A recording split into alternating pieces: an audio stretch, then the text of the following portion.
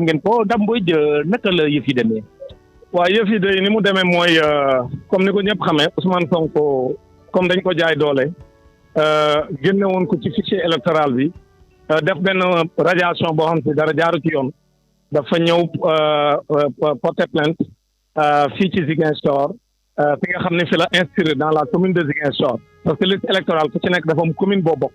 léegi nag loolu bi mu ko defee depuis ce matin ñu ngi ci tribunal bi avocat yi ñu ngi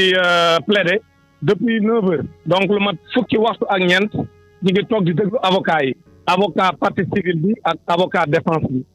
wax dëgg yàlla macha allah mention spéciale aux avocats de la partie civile donc plaidoirie yu mucc ayib fukki avocat yi Ousmane Sonko am bi ñu taxawee def seen plaidoirie ñëpp a bëgg ci ñoom ndaxte moyens yi ñu utiliser moo efficace parce que dañu génne ay argument nekkuñ ci teesante dañu éclairer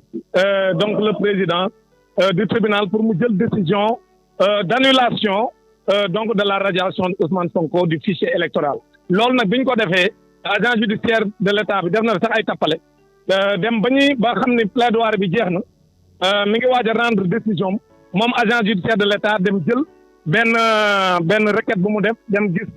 président cour d'appel bu Ziguinchor pour ni day récuser le président du tribunal parce que gis na ni avocat Ousmane Sonko yi ni ñu plaider dafa am rigueur am consistance mu xam ni kon dafa nar a ñàkk mu dem wut ay pexe na ko Sénégal yëpp xam loolu nag bi mu ko defee président bi jël na ay responsabilités parce que xam na ne loolu du procédure de récusation bi c'est-à-dire booy récuser un juge dafa am yoon bi jaaru ci moo tax moom àtte na li mu war a àtte parce que loolu moom mu ko def sax xam na ni jaaduwul donc léegi nag ñun ñëpp ñëw nañ taxaw ñoom ma nga foon agent judiciaire de l'État malgré tappaleen yooyu ñëwoon na fekkee délibéré bi avocat Ousmane Sonko yi fekk nañ délibéré avocat état bi tam fekk nañ délibéré bi te ku nekk déglu nañ la temps bu doy sëkk ba sax mu am ay réplique yeeg yëpp dañ leen a may temps président tribunal ni day déglu ñëpp day jël temps am parce que moom même bu ñu dee dem ba fajar sax moom pare na pour dem ba fajar léegi nag loolu moo tax léegi nag li ñu décidé moom li mu décidé moom président tribunal mooy nañu delloo Ousmane Sonko ci fichier électoral bi parce que radiation bi jaarul yoon kin ko jaarale dara lépp ay tappale la loolu moo tax mu décidé ni kon nañu delloo Ousmane Sonko ci fichier électoral bi donc loolu moo tax ñu ngi sant di xam ni réew mi am na ay magistrats yi fi nekk yoo xam ne bu ñu war a jël seen responsabilité dañu koy jël comme ni ko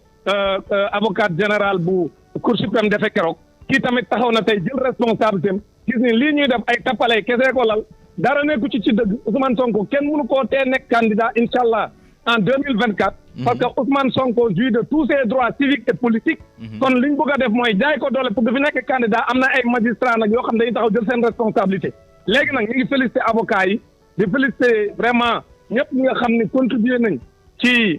li nga xam ne moo xew ni di wax rek ni nañu fair play xam ne lii mooy yoon bu ñu defee yeneen pexe tamit ay coow rek la fii ci léegi luy commenté justement coupure courant bi dana wuy ci waaw bi ñuy délibéré coupé nañ courant bi xam nga mënu ma leen a accuser ni ñoom ñoo ko coupé wax dëgg yàlla parce que tamit man damay wax lu ma wóor en tout cas daal bi président tribunal bi duggee ci bureau moom ak équipe am di def di délibéré toog nañ ba ci àgg rek courant bi coupé ci tribunal bi te ci tribunal bi kese lañ gis mu coupé loolu jaaxle woon na mais man du ma ci sori parce que président tribunal bi taal na ay ampoulam ba gis li muy def ba ñëw jël décision daal di dem duggaat bureau parce que moom depuis le début wax na ni moom il va juger avec en âme et conscience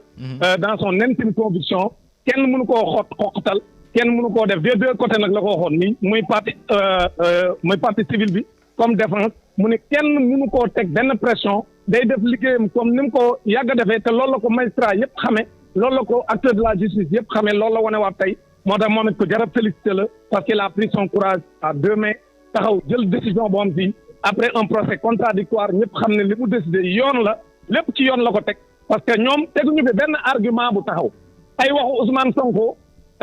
ci argument bi ñu njëkk a wax mooy na juge bi déclaré wu incompétent beneen bi mooy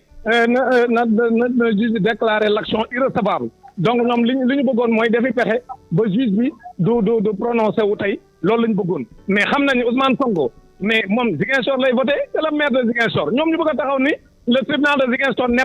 n'est pas compétent en matière de contentieux électoral xam nga loolu waxu caaxaan la parce que moom fii lay voté fii la nekk maire Ziguinchor nan lañ mën a taxawee di xalaat naan le président du tribunal d'instance de Ziguinchor n'est pas compétent xam nga loolu waxu caaxaan la léegi nag moo tax moom mu jël ay responsabilités sur l'irrecevabilité également les moyens qui ont été utilisés ne sont pas efficaces ñun toog ci salle bi sax xam nañ ni li ñuy wax ni ajulu mu ngooñ wax dëgg yàlla boo leen dégloo ñoom avocat défense bi mooy avocat état bi da ngay xam ne andiwuñ ci dara tey boo andiwul dara nag mënoo góob parce que ñoom andiwuñ ci benn argument bu mën a convaincre juge bi parce que amuñu ay argument avocat partie civile bi nag comme ñoom wax dëgg yàlla ñëpp xam nañ dañoo xarañ ku xam maître Bamba Cissé xam maître Ciré Clédor Ly xam maître Babacar Ndiaye xam maître Khoureychi Ba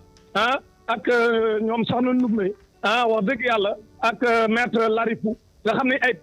plaidoiries yu mucc ayib lañ def tey yoo xam tey dañ doon jàngale droit tey donc loolu nag c'est normal que ñu am victoire bi ñu am nii donc ñu ngi leen di sant ñoom ñëpp ci liggéey bi rafet bi ñu def di wax ne réew mi nii la war a doxee ñi justice bi di tranché ci peuple bi di xaar parce que le peuple sénégalais dañoo bëgg Ousmane Sonko nekk candidat kon képp kuy def it tappale pour Ousmane Sonko nekk candidat justice waruñu la ci jàppale kon tey le droit a été dit parce que ci yoon lañ ko teg jàpp naa ni bu fekkente ne benn tappale amul dès incha allah suba Ousmane Sonko war nañ ko dugalaat ci fichier électoral bi mu noppi ñu jox ko ay fichier mu dem defar parrainage am dem déposer conseil constitutionnel valider sa candidature parce que amul benn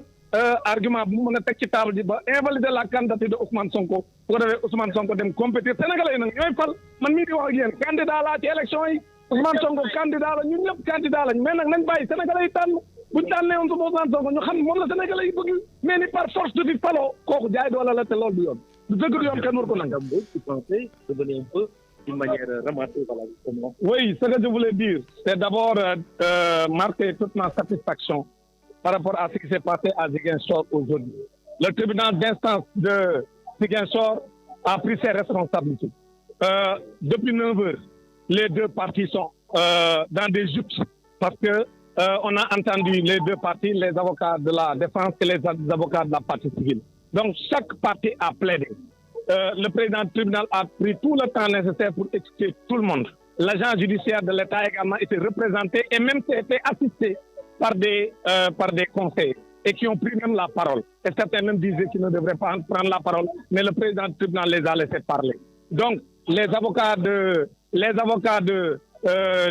l'État également ont pris la parole librement. On a écouté toutes les parties. C'est un procès contradictoire. Et à l'issue de ce procès contradictoire, le président du tribunal a pris ses responsabilités et a tranché dans le sens de la vérité. Il a dit le droit. Le droit, c'est quoi? Il demande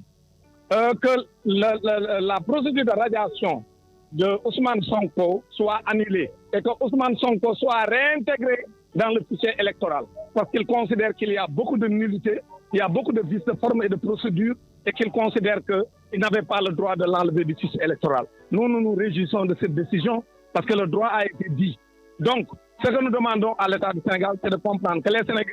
Sénégalais veulent que Ousmane Sonko soit candidat à l'élection présidentielle de 25 février 2024. Parce que tout simplement, le Sénégal est un État de droit. Le Sénégal est une grande démocratie. On ne peut pas permettre qu'un président de la République sélectionne des candidats.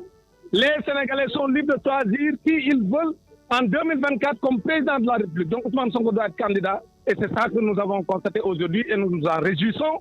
Et nous pensons que dès demain, on va lui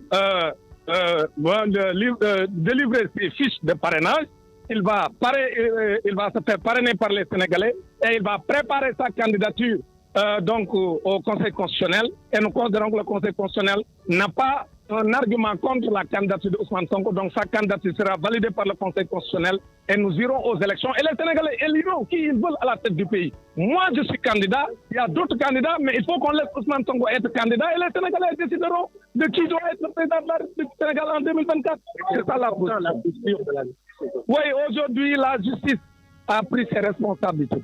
Nous considérons que le droit a été dit. Donc, encore une fois, nous félicitons le président du tribunal. Nous faisons, comme aussi, il y a quelques jours, la procureure générale au niveau de la Cour suprême avait fait une plaidoirie qui a fait le tour du monde et qui avait pris ses responsabilités pour dire que Ousmane Sonko, on doit lui donner ses fiches de parrainage parce que rien ne s'y oppose. Aujourd'hui, lui aussi, il a abondé dans le même sens parce que considérant qu'il y a eu beaucoup de